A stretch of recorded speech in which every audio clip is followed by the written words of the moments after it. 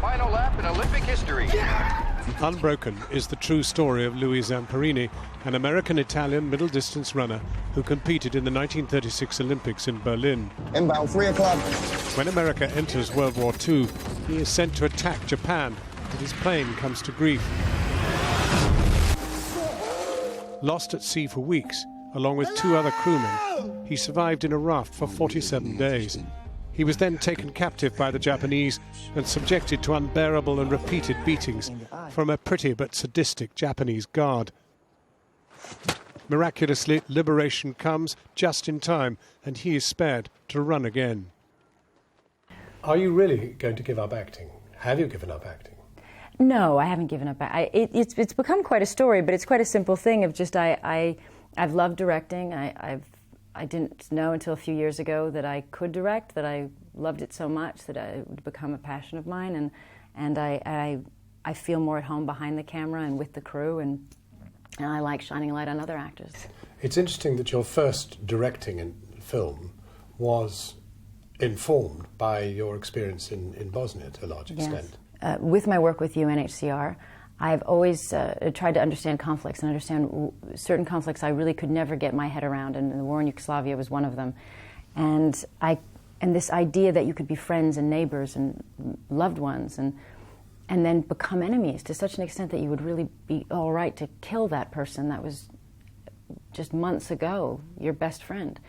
And I thought, as an exercise of understanding human behavior, since I work in this field, that this would be something good to write about so I can answer this question for myself and try to figure out what it is that leads us to these points. So by default, I became a director. And the drive behind Unbroken was, what is interesting is that you've been about bringing people together in your, as it were, other life with the UNHCR. But this is a film which, in part, revives ghastly memories of terrible atrocity, terrible suffering. The film is almost unbearable. This was a brutal time in history, and we want to be true to that.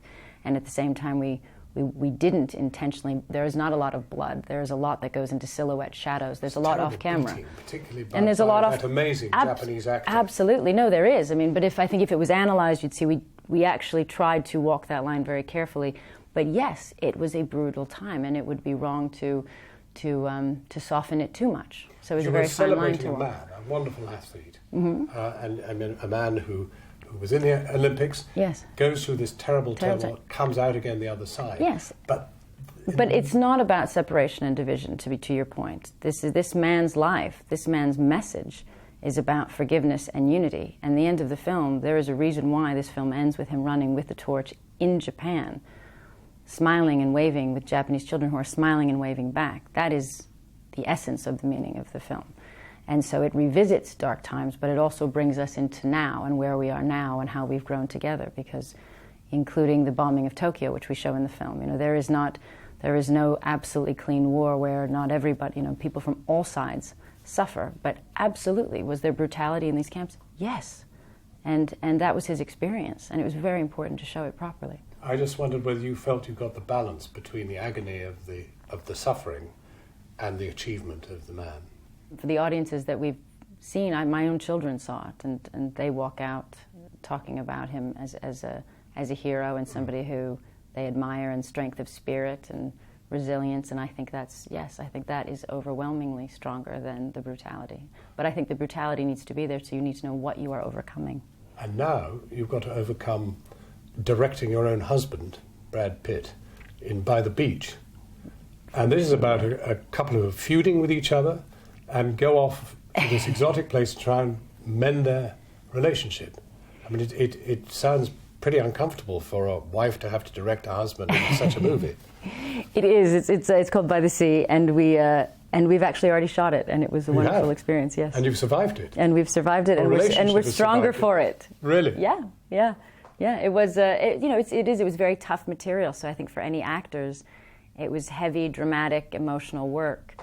But at the end of the day, we are really dear friends who love each other and want to support each other. He wants to help me to make sure I can direct the way I need to direct. I want to help him to be the best that he can be and protect him as an actor, to give him the best performance he can be. So really, we couldn't be in a better position to to push each other in these ways, and we pushed each other, but it was good. It was good.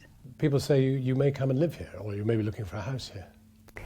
They kind of do say that often with us wherever we land, but I think that they've figured out that I'm quite fond of England. So I have lived here before, and I think in the future it'd be really nice to have a foothold here for work, some kind of an office. I think would be nice.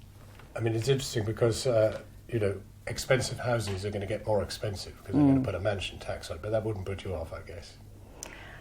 No, well, I'm quite responsible about money. That could put me off. Angelina Jolie, thank you very much for talking to us. Thank you.